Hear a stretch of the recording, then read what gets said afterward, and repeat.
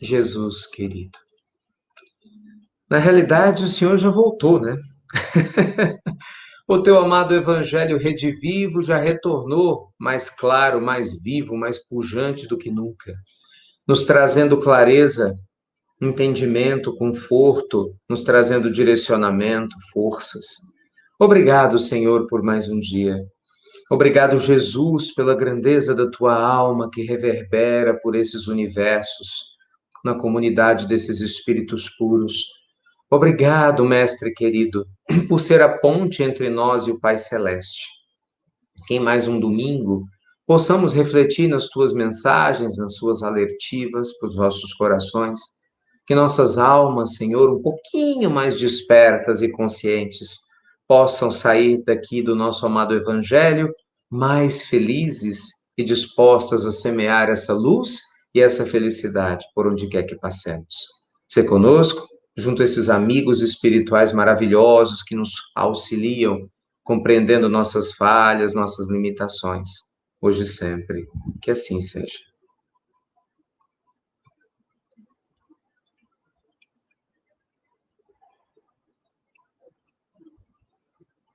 Namastê. Amém. Ai, ai, que bom, que bom, que bom, que bom, que bom.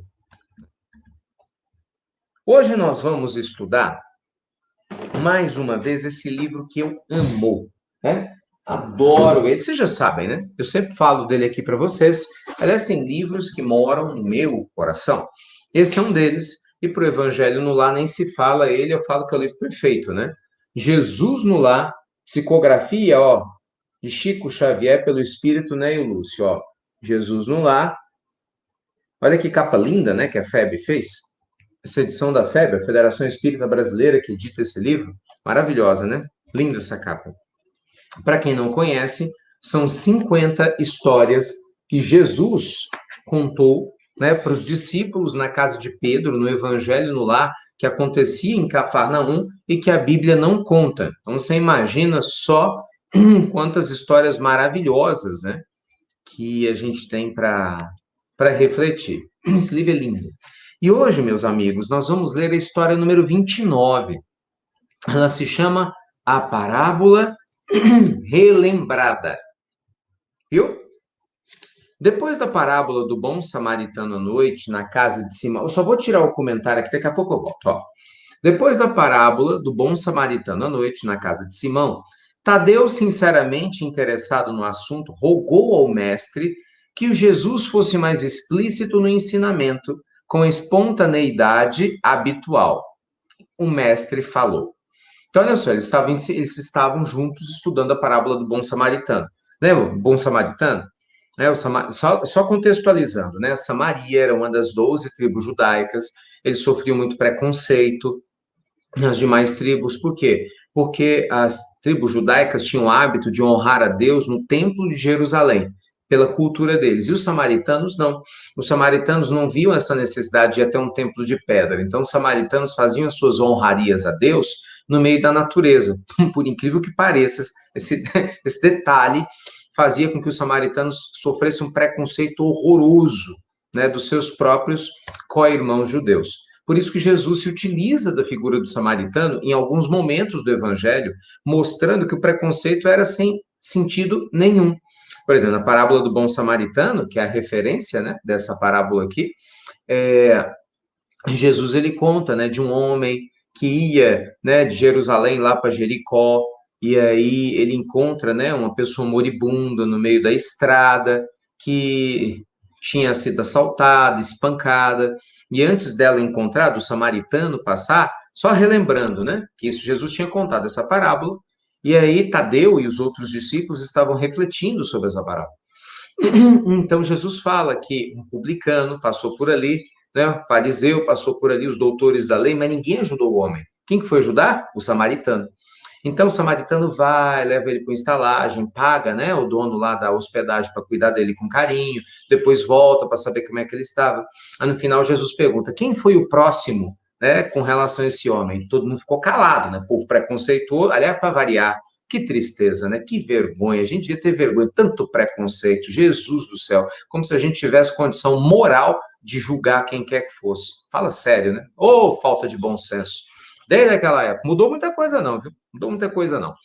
Mas enfim, aí Jesus vai e fala com o povo, dá chapuletada. Ó, quem é que foi aqui no meio dessa galera toda? Né? Quem aqui tinha um monte de fariseu, tinha um monte de publicano que estava escutando Jesus? Quem foi o próximo, mais próximo? O povo ficou meio sem graça. Foi o samaritano, né? Tipo assim, foi aquele que a gente não gosta. Então, é a mesma coisa. Essa semana eu contei a história de Chico Xavier para vocês, não sei se vocês se lembram, na mesma linha de raciocínio, em que Chico precisou de algumas pessoas para cuidar de um homem cego, que na época ele morava em Pedro Leopoldo, tinha caído, ele botou anúncio no jornal, não apareceu um espírita, um católico, um evangélico, um religioso, nada. Apareceram 2 prostitutas. E o Chico agradeceu com carinho, e as prostitutas saíam do trabalho de madrugada e iam cuidar do homem cego. E cuidaram do homem cego por 30 dias. Eles oravam com o Chico, trocavam, né? A vigília com o Chico. Depois de 30 dias, elas mudaram de vida. Né? Elas ficaram tão tocadas pelo exemplo, a amorosidade de Chico, elas falaram, Chico, nós vamos mudar de vida. E elas pararam de se prostituir, mudaram para Belo Horizonte, uma se tornou costureira, né? E a outra uma grande enfermeira, através do exemplo do Chico e da prática do bem. Você imagina se o Chico tivesse sido preconceituoso? Não é? Então Jesus, ele é claro, pare de frescuras, vamos começar logo, né? Vamos começar logo abrindo a cabeça. E esse coração para de julgar as pessoas. Você às vezes se acha melhor do que fulano, beltrano, ciclano, porque tem gente que adora julgar. Julga por causa de política, julga por causa de dinheiro, julga por causa do lugar onde a pessoa nasceu, julga por causa de questões intelectuais, julga por causa de questão de saúde. Tem gente que se acha melhor do que o outro por causa de cor de pele, julga por causa da orientação sexual. Quer dizer, pelo amor de Deus, gente, nós estamos em pleno século XXI. Nós estamos numa transição planetária. Presta atenção, ó, criatura. Depois você não volta para a Terra, não vai reclamar. No meio de uma transição planetária em que a gente está despertando para o amor universal, onde o respeito é a mola mestra que nos conecta, né? O respeito é uma forma de amor, né? Que nos faz reconhecer o eu divino em todos os seres. E a gente ainda nessa época vive julgando, botando o dedo, né, em risco os outros. Não faça isso, né? Não faça isso. Porque foi isso que Jesus nos ensinou. Então, a nossa vigilância tem que ser grande. A minha, a sua, a nossa. Então, voltando, foi essa parábola que Jesus tinha contado. E aí Tadeu falou, Jesus, tem como o senhor explicar melhor essa parábola do bom semeador? E aí Jesus vai explicar. Vai explicar contando outra parábola, né? Contando outra história. Um homem enfermo estava no chão, sofrendo às portas de uma grande cidade, assistido por pequena massa popular menos esclarecida e indiferente. Passou por ali um moço romano de coração generoso, com seu carro bonitão apressado, e jogou 2 moedas de prata. Logo depois, passou pelo mesmo local um escriba veterano da lei, mas dizendo que tinha serviços urgentes, prometeu enviar autoridades em benefício do mendigo anônimo. Quase de imediato desfilou por ali um sacerdote que lançou ao viajante desamparado um gesto de bênção e, afirmando que o culto ao Supremo Senhor esperava por ele, exortou o povo a asilar o doente e a alimentá-lo. Está entendendo? Jesus está contando mais ou menos a mesma história. Tinha um homem doente perto de uma grande cidade. Passa um romano, jovem, cheio de dinheiro, joga moeda. Passa um sacerdote, faz umas oraçõezinhas, entendeu? É a mesma coisa. O povo passa, mas ninguém quer se comprometer. Depois dele surgiu de relance uma respeitável senhora, a quem o pobre se dirigiu em comovedora súplica. O homem estava lá pedindo, pelo amor de Deus, me ajuda. Todavia, essa nobre matrona, lastimando as dificuldades da sua condição de mulher, invocou o cavalheirismo masculino para aliviá-lo, como se fazia imprescindível. Quer dizer, pediu para um outro homem ajudar. Uai! Minutos após, um grande juiz varou o mesmo trecho da via pública, asseverando que nomearia testemunhas a fim de saber se o mísero não seria algum viciado qualquer, se afastando rapidamente sob o pretexto de que a oportunidade não lhe era favorável. Quer dizer, gente, ninguém queria ajudar o homem moribundo, o homem doente na porta da grande cidade. É isso que Jesus está contando na história. Passado alguns instantes, Veio à cena um mercador de bolsa que, conduído, asseverou a sua carência de tempo e deu 20 moedas a um homem que lhe pareceu simpático, a fim de que o problema da assistência fosse resolvido. Mas o preposto improvisado era um ladrão e acabou fugindo com o dinheiro do homem. Tá vendo? Tinha um sujeito que pegou um dinheiro e falou aqui, ó, cuida dele. Mas esse cara pegou e fugiu com o dinheiro. O doente tremia e suava de dor, rojado ao pó, quando surgiu um velho publicano considerado de má vida, por não adorar o Senhor, segundo as regras dos fariseus. Com o espanto de todos, se aproximou do infeliz, endereçou-lhe palavras de encorajamento e carinho, deu-lhe o braço, levantou-o, sustentando com suas próprias energias, conduziu-o a uma estalagem de confiança, lhe fornecendo medicação adequada e dividindo com ele o reduzido dinheiro que trazia consigo. Em seguida, retomou sua jornada, seguindo tranquilamente o seu caminho.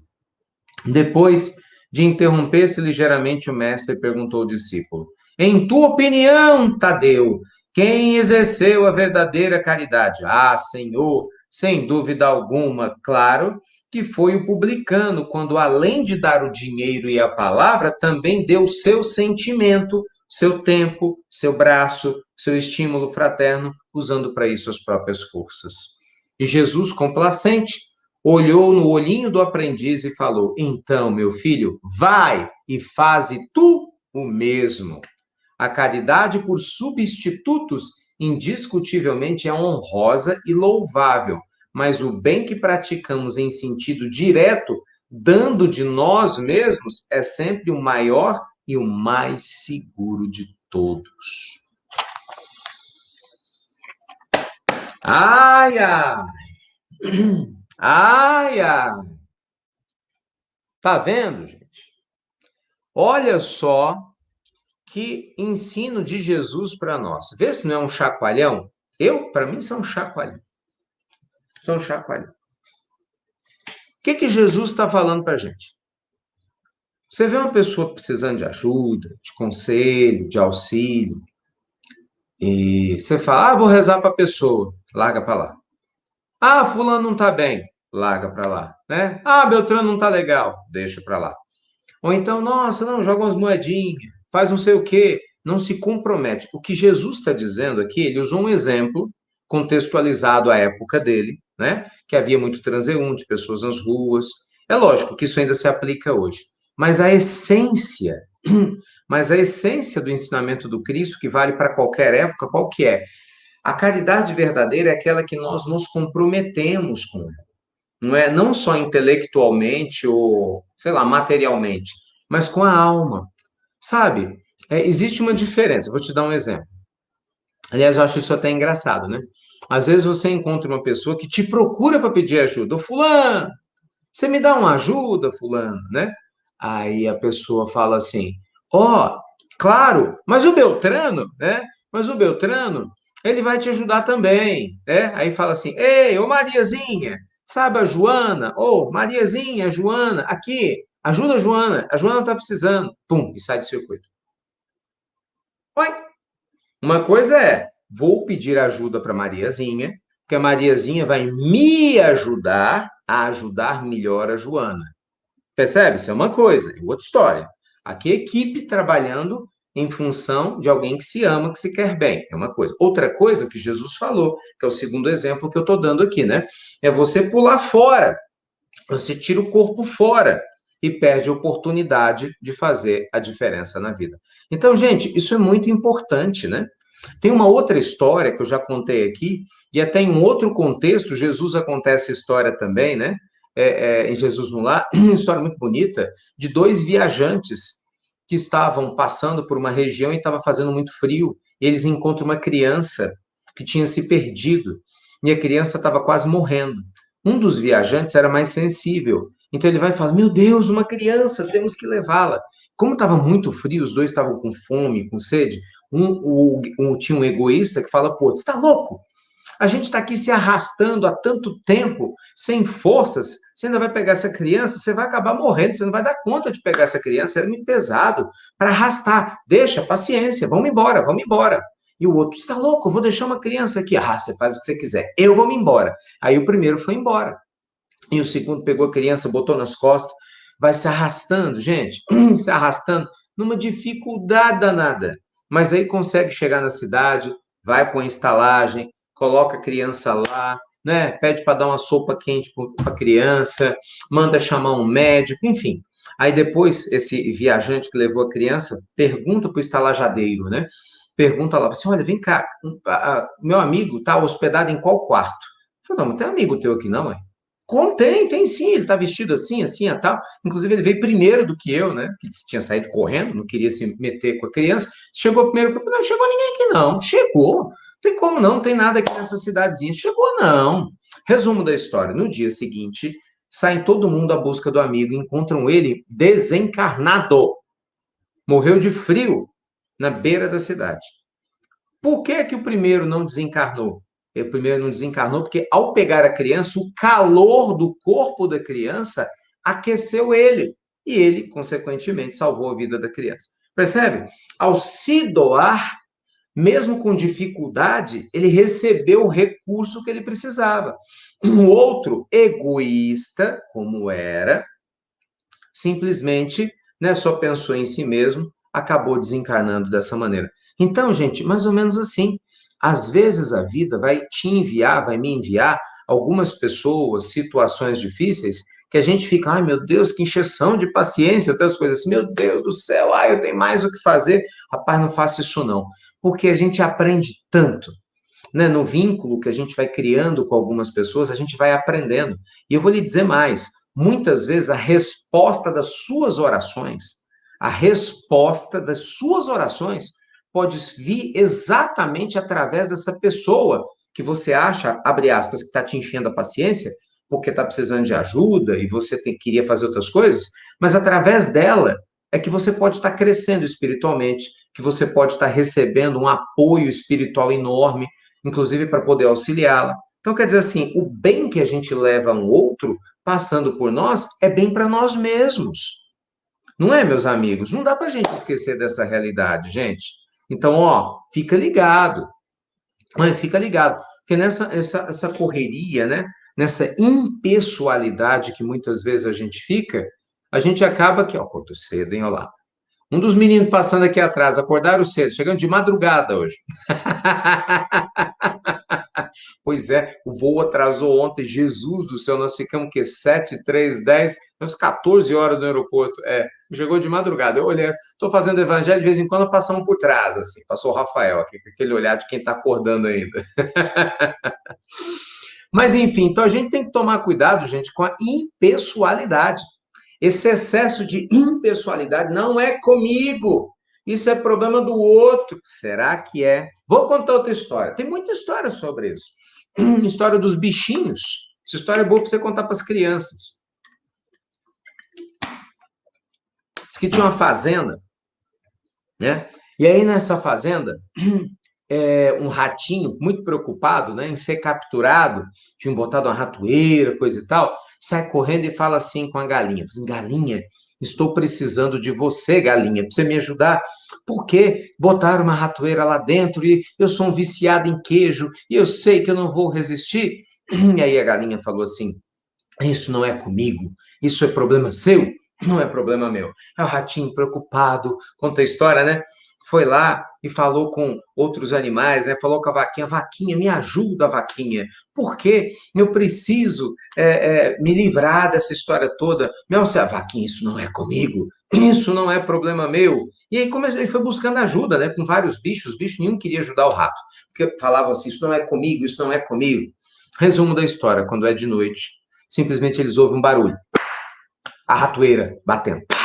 Aí todo, meu Deus, ele não resistiu, o rato morreu, que absurdo e que não sei o quê. Não era o ratinho, não. Conhece essa história? Não era o ratinho, não. Era exatamente uma cobra que tinha entrado, entendeu? E aí a cobra acabou sendo picada. Era uma fazenda, né? Picada é boa. Acabou sendo afetada, né? Ali pela ratoeira, mas não morreu. Aí quando a moça, que era dona da casa, foi chegando perto, achando que era um rato, não viu a cobra, pum, picou ela. E aí a história conta que ela adoeceu muito e ficou muito doente. E aí, doente, o marido ligou para um médico de uma cidade vizinha e falou: olha, faz uma canja rapidinho aí, porque enquanto eu não consigo chegar, que vai demorar um pouco, você vai poder cuidar dela. Não deu outro. Ele foi lá, matou a galinha. Não era com a galinha, ó, a galinha virou a canja. Aí passa um pouquinho mais de tempo, né? Aquela senhora, com aquela situação toda, infelizmente não sobreviveu, desencarnou. Todo mundo numa tristeza profunda, foram fazer lá o enterro, o pessoal era muito querido, juntou um monte de gente, eles não tinham mais o que fazer, infelizmente, mandaram matar a vaquinha, entendeu? Que não era com ela. Então, assim, gente, é uma história que a gente conta para criança, né? Na verdade, assim, eu ouvi quando criança e vi isso quando criança, mas é uma metáfora para dizer, cuidado com essa história de você falar, não é comigo, de você terceirizar. E Jesus está falando aqui sobre isso, ó. Hoje o tema é sobre isso. Cuidado, a verdadeira caridade, a gente faz de si. Quando a gente fica fugindo, isso não é comigo, isso não tem nada a ver comigo, calma. É lógico, tem coisas que você não vai resolver sozinha. Você não vai dar conta de resolver sozinho. Aí o que você faz? Você procura ajuda, né? Aí a pessoa vai te ajudar. Quem vai te ajudar, às vezes não sabe, vai procurar ajuda. E olha só, e é um ajudando o outro. Agora, triste é a pessoa cruzar os braços, as mãos e falar, se vira! Né? Toma distraído. Aí a vida fala, ah, é? Ah, é? Você acha que não é com você, não? Aguenta só para você ver. Aí amanhã tá lá você precisando de ajuda por causa de uma negligência que você cometeu.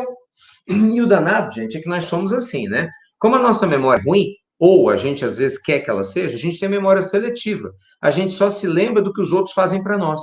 Mas a gente costuma se esquecer das coisas erradas que nós fazemos para as outras pessoas. Entendeu? Então, assim, meus amigos, cuidado, cuidado. É muito importante que nós tenhamos a sensibilidade para auxiliar a todos, né? É muito importante que tenhamos a sensibilidade de sermos instrumentos úteis para abraçarmos aqueles que necessitam de apoio, que necessitam do nosso carinho. E muitas vezes essa pessoa é alguém que está dentro de casa. Não estou falando de caridade, vou fazer a humanidade feliz, vamos lá, virei um missionário, Madre Teresa. Não! Muitas vezes na tua casa. Não é? Às vezes é alguém da tua rua que está precisando de ajuda. Isso aí, cunhada, muito bem. Empatia, às vezes falta essa empatia, né? Essa sensibilidade da gente se importar de verdade com o outro. Exato, exato. Ai, Jesus querido, muito obrigado por essa bênção de hoje. Ai, obrigado por vocês estarem aqui conosco, nos iluminando, nos protegendo, nos guiando. Obrigado pela bênção dessa hora, desse domingo. Que cada lar aqui representado receba a sua luz e a sua paz. Obrigado, Senhor, por tanto que nos oferece. Obrigado por nos pedir tão pouco, apenas nosso amor e nosso carinho, a nossa dedicação. Fluidifica essas águas que eu sei que já estão fluidificadas, abençoa os nomes desses que tanto amamos. E nos ilumina, Pai Celeste, a estarmos sempre comprometidos no campo do bem. Seja conosco, hoje e sempre. Que assim seja.